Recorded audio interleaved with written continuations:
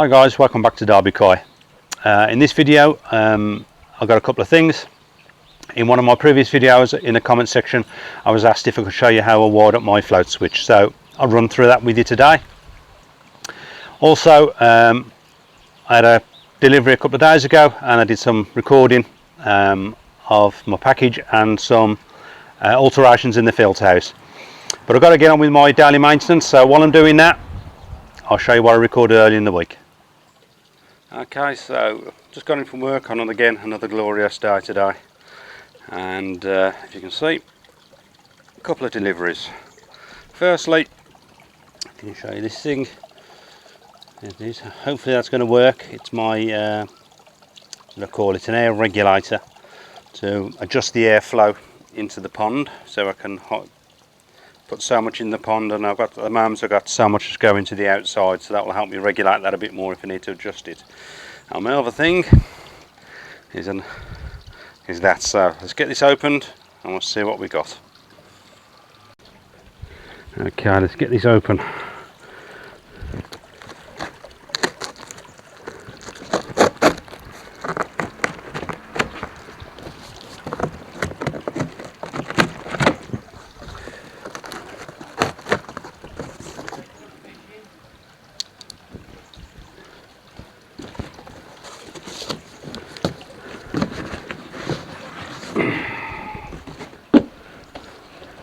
Nice food box.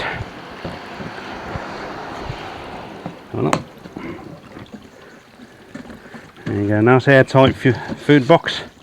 As you know, I've recently bought some new fish food. I think it was a 6 kilogram bag, and this can take up to 8 kilograms, so it'll be more than big enough for what I need. And there, a little scoop if I need it, just a pet bin, so ideal for the fish food, and it should be airtight as you lock it down, and hopefully that'll keep it a bit fresher. Job's a good one.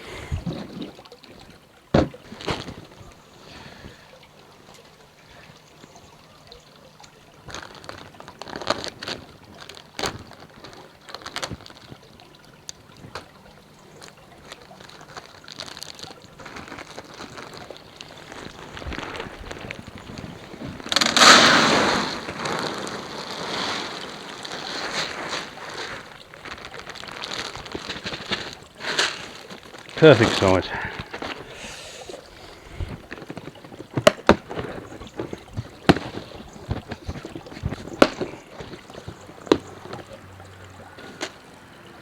Yep, see if they want a bit. Perfect. Okay, so that's my daily maintenance done on all my filters, my filter floss and everything else.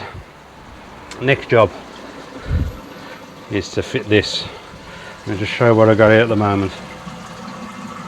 At the moment I've got that and it's just not doing the job, so I need to take that off and fit the new one, which is this one. Okay, there you go. There you go, so new one's fitted, easy enough, just a push fit, and that's so much better. I can really regulate the airflow into the pond whenever I need it. So much better than this thing. This is more of a bull valve type thing in there, so yeah, that's so much better, absolutely fantastic. So over the moon with that, that's chuffed. And yes, I know I've got to sort these pipe work out. That's a job to do, but that's going to be a little bit later down the line. It does it for now. But it has been a lot warmer today. Quick check, 19.1 in the pond, and at the moment I'm standing this filter house at 28. So I am quite warm at the moment. If anybody does know, I still haven't done this yet, where I can get the connection for this and what size it is, the male threaded connection to go into my dechlorinator, into the push fit, very similar to what I've just fitted, but I want the small, 6mm maybe I think it is, push fit pipe there to put my water in, and again I want a little tap on that so I can alter the flow. So yeah, if anybody knows where you can get this or what size fitting this is, I think it's 3/4 inch, but I'm not 100%. If anyone knows where I can get one that goes to the push fit, very similar to this type of thing, but into, this is 12mm I think, but I want it like a 6mm If anyone knows where you can get that, I'd appreciate it if you leave me a comment down below. Okay guys, so I'm going to show you how I wired in my float switch. Obviously my float switch at the moment is still in the pond and I haven't got a spare pump. So for this purpose of just showing you how we've done it, I've just got some spare wire here set up. So I'm going to use this as my piece of the pump. Obviously this end I'm wiring, the other end of this would be your pump. This piece here is the float switch. So again wiring this end, and the other end of this would be the float switch, which is actually located in your pond. And this one is the power supply. Every pump I've bought or seen, I don't think there's one that I've actually found that actually comes with a 3-pin plug attached, but for this purposes I've got a 3-pin plug already attached. So what we're going to do is, obviously you can see I've actually split the ends already and exposed the wires, ready, making it a bit easier. I did that using a cable stripper, makes it a lot easier doing that. What you are going to need is a block connector. I used a 5-piece block connector in the field when I've set mine up.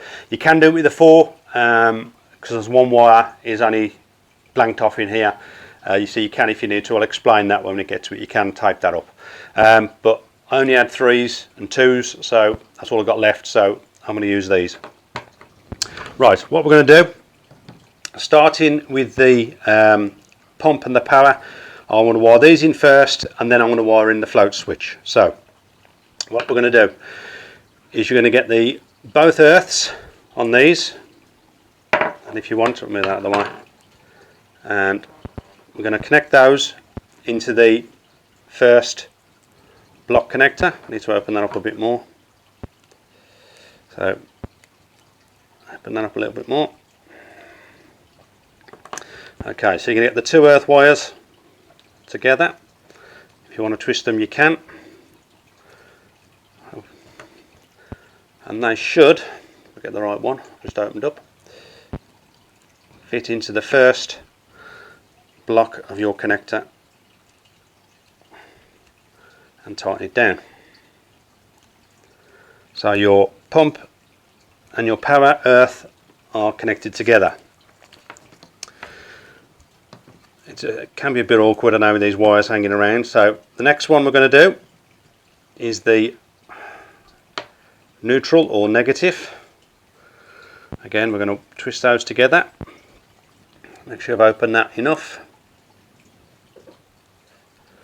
And again, that one now is going into the second part of your block connector. Get those fully in there. And then tighten those down.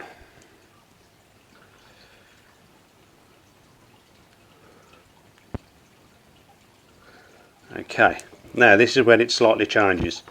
So the third one along, which is to your pump,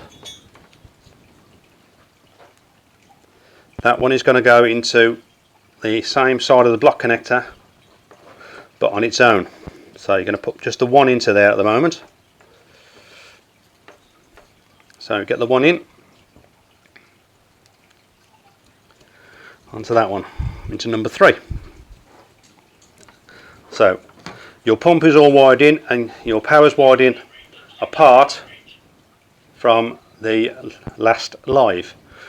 Now, as I said, you do need a 5 block. So for this purpose, it's going to be the single one.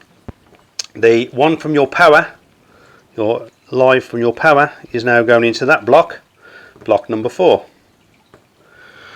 And then you're going to tighten that down.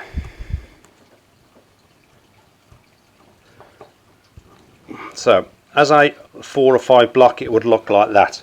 So you've got your 2 earth joined together, your 2 neutral joined together, and for here I've got the pump in number 4 and the power live in number 5.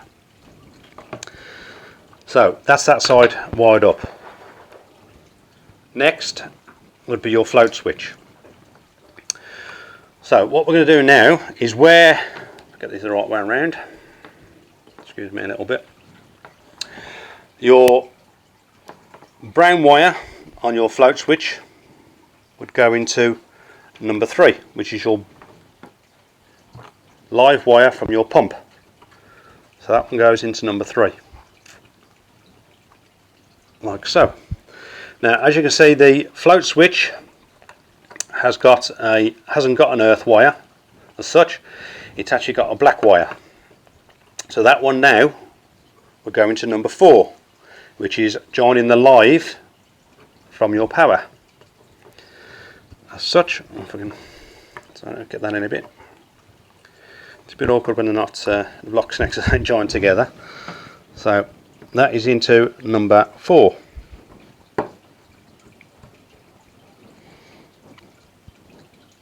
And tighten down. And what you're left with then is the blue negative wire from your float switch, which goes into number 5. What is that's doing? It's basically blanking that off because you don't actually need that. And so if you haven't got a 5 block connector, only got a 4, you can put some tape on the end just to make it secure. So there you go. That is a float switch wired. Okay, so that's it wired in. So I'm just going to run through it again. In number 1, you've got the green or green and yellow, your earth from your pump and your power in number 1. In number 2, you've got the blue and negative from your pump and power. In number 3, at the top, you've got your brown from your pump. And in number 4, you've got the brown from your power, or brown and red, which is your power supply. At the bottom, in number 3 from your float switch, you've got your brown wire, or it could be red. In number 4, you've got the black wire, and in number 5, you've got the blue negative, which is just blanked off on its own. So that's actually not going to anything. If you haven't got a 5 block connector and you've only got a 4, you can just tape the end of that up just to blank it off. So that is how I wired my float switch. If you need to, I will put in a link to my Facebook page where I've got a picture you can download, and hopefully that'll be helpful for you. So I'll put a link to that in the description somewhere at the bottom, which will be linked to my Facebook page. So give me a minute, I'll just take you into the filter house to show you where I've got mine set up. Okay guys, so let me just take you into the filter house and show you. Quick look. Okay, so I've just shown you in the house. I'll get a slightly better angle. 1 second. Right, so that is containing my block connector, which I've just showed you. The only difference here is I haven't got a 3-pin plug. Mine is wired directly to my switcher box, which is this one here. So this cable here is the switcher box. Instead of a 3-pin plug, it goes straight into there.